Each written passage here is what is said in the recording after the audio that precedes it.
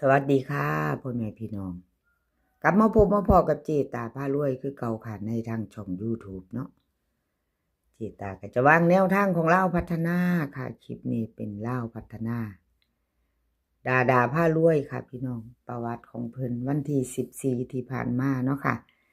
ดาพารวยคนสวยในช่องหลุดไปเนาะค่ะก็บ่เป็นหยังเนาะมีเขามีหลุดเล่าออก877ค่ะ98ล่างของดาผ้ารวยคนสวยในช่องหลุดไปบ่เป็นหยังค่ะ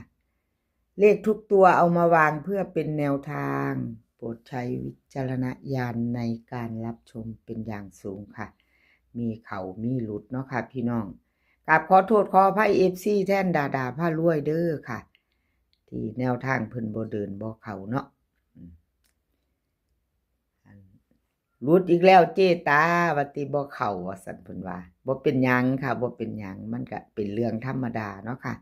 เป็นเพียงแนวทางเป็นธรรมดามีเข้ามีหลุดเนาะค่ะเจตาเป็นกำลังแรงใจให้คือเก่า FC ก็มีแต่ผู้เพิ่นเป็นตาฮักเพิ่นก็ใจดีอยู่ค่ะหลุดไปก็เข้ามาให้กำลังใจคือเก่าล่ะเจตาว่าซั่นเพิ่นว่าดีใจคือหยังตัวพี่น้องกำลังใจก็คืนมาเนาะซื่นใจ FC ให้กำลังใจดีค่ะเอาดาผ้ารวยค่ะแนวทางใหม่มาแล้วคนสวยในช่องแนวทางใหม่ของเพิ่นมาแล้วค่ะวันที่17ไปต่อกับดาวันที่17ค่ะหน่อยหางเน้นแขนคือเก่าล่ะค่ะดาผ้ารวยวิ่งรูดค่ะเพิ่นให้3กับ4 2ตัวคือเก่า3 4 4 3ค่ะ2332 2332เบิ้ล33ค่ะ33เบิ้ลหางเดียวของของเงินดาผ้ารวยเนาะของดาผ้ารวย3ตัวค่ะ1หาง2 3 4ตัวค่ะ4ตัว1หาง3 2 3 4ทองสาดจักหน่อยเนาะพี่น้องไปสาดจักหน่อยลงอีกได้เจตาเจ้าไปไหว้หลายวะติกล่าวขอโทษขออภัยหลายๆครับพี่น้องเนาะปากไปก้อนตาเนาะพี่น้องว่าบ่ปากไปก้อนตาอ่านไหลก็ได้ขอโทษขออภัยค่ะนี่เพิ่นเน้นเจาะเนาะพี่น้องเน้นเด่น3 4เน้น2 3ตัวกับ4ตัวนี่ก็อย่างละหางเนาะค่ะ3 2 4เน้นค่ะเน้น2 3 4 3ตัวเห็นวงกลมเลยกันเน้นไปจะไปกับดาผ้ารวยแคปหน้าจอค่ะไปต่อกับคนสวยในช่องเนาะไปต่อแนวทางมีเขามีรุดเนาะค่ะบ่เป็นยังเจตาให้กำลังแรงใจกับขอบุญขอบคุณสำหรับแนวทางดาผ้ารวยเพิ่นให้มาเนาะค่ะแต่ว่าหวยเล่าออกปั๊บนี่นะเพิ่นส่งมาให้เราเด้พี่น้องไว้ดีส่งปั๊บมาโหลดกับขอบบุญขอบคุณหลายๆค่ะเอาต่อไปค่ะต่อไปปอยเป็ดค่ะปอยเป็ดรูดไปคือกันค่ะปอยเป็ด877บน3ตัวค่ะล่าง98หลุดไปเนาะวันที่14ของปอยเป็ดอันเจตาอื่นอยู่ว่าจับคู่อันจุงมือเป็นคู่มาในเด้อปอยเป็ดปฏิมาเป็นคู่เด้อจ้าบัดนี้ว่าสั่นก็บ่มาเนาะเพิ่นโสดบ่ปอยเป็ดนี่คือบ่มาคู่เนาะหยอกเด้อพี่น้องหยอกปอยเป็ดบ่มาคู่ก็แสดงว่าโสดเนาะจับมือกันมากอดข้อกันมาจนตัว2ตัว3ตัวเนาะพี่น้องเนาะแนวทางแหมให้กำลังใจคือเก่าค่ะให้กำลังใจคือเก่าปอยเป็ดมาไปต่อกับเพิ่นค่ะกราบขอบคุณขอบคุณแนวทางปอยเป็ดที่ให้มาเด้อค่ะให้มาโดยดีเสมอมา กับขอบพระคุณเป็นอย่างสูงค่ะอปอยเปตลาวพัฒนาค่ะมาแล้วน้อยๆแข็ง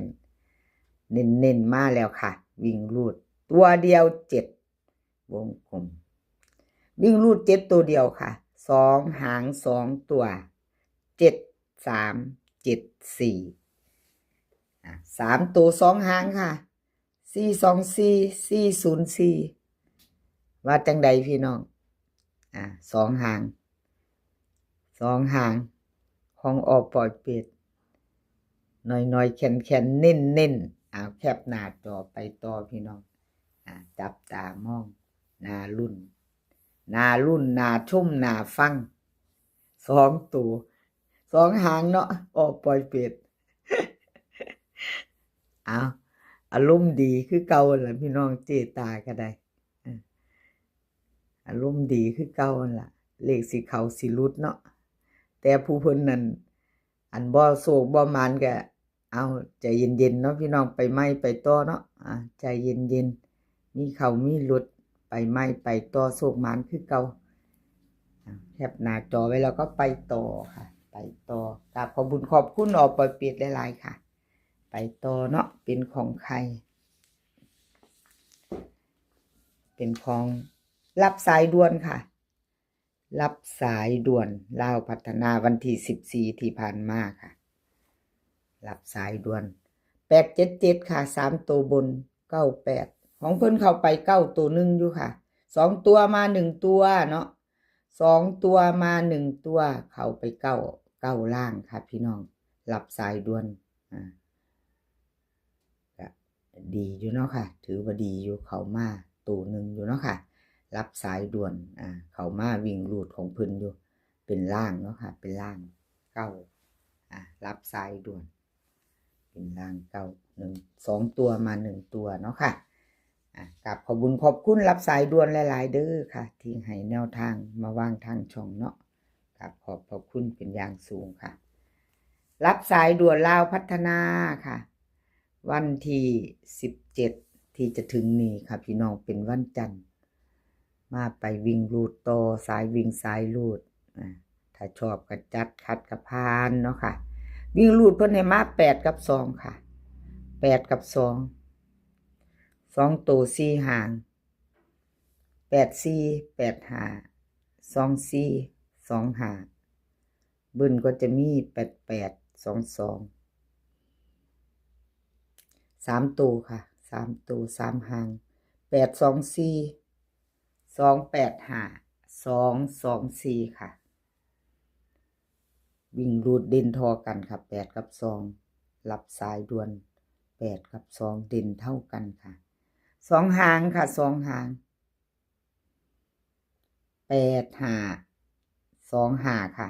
2หางนิ่นให้เนาะค่ะ2ตัวนิ่นให้แค่2หาง3ตัวค่ะ3ตัวรับสายด่วนให้มา2 8 5ค่ะชอบกระจัดค่ะพี่น้องขัดก็ผ่านเนาะเลขทุกตัวก็เป็นเพียงแนวทางเนาะค่ะพิจารณาไว้รับชมรับฟังก็เป็นเพียงแนวทางมีเขามีรูดเนาะค่ะรูดไปก็กราบขอโทษขออภัย FC ที่เพิ่นเข้ามาติดตามรับชมรับฟังเนาะกราบขออภัยหลายๆค่ะถ้ารูดไปคลิปนี้ก็ขอให้พี่น้องโชคดีเด้อค่ะลาวพัฒนาให้โชคดีเป็นวันจันทร์ที่17เนาะค่ะแล้วก็กราบขอบคุณ FC เพราะว่าจะเป็น FC เก่าเนาะค่ะแล้ว FC ใหม่ที่เพิ่นเข้ามากดติดตามเจตาเนาะค่ะกราบขอบพระคุณหลายๆแล้วก็อย่าลืมกดกระดิ่งแจ้งเตือนเด้อค่ะ FC พี่น้องปองไปกระดิ่งแจ้งเตือนค่ะจะได้บ่พลาดคลิปใหม่ๆของเจตาเนาะแคปหน้าจอรับสายด่วนละขอให้พี่น้องโชคดีค่ะขอให้มีความสุขสุขภาพร่างกายแข็งแรงกันทุกคนเดินทางไปไสก็ขอให้ปลอดภัยค่ะเดินทางไปก็ขอให้มีโชคกลับมาขอให้มีชัยคลิปหน้าพ่อกันไหมค่ะกราบขอบพระคุณหลายๆคลิปหน้าพ่อกันไหมคลิปนี้ก็สวัสดีค่ะ